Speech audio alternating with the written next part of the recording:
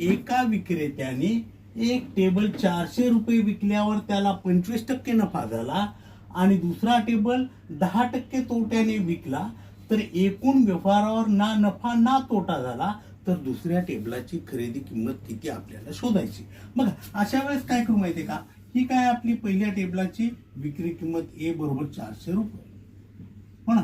या ठिकाणी पहिल्यांदा नफा झाला एक्स बरोबर 25 घेऊया आणि वाय बरोबर किती घेऊया 10% नुकसान हो की नाही. मग आता सूत्र काय वापरायचंय, ए अधिक 100 छेदाला 100 अधिक एक्स गुणिला एक्स छेद वाय.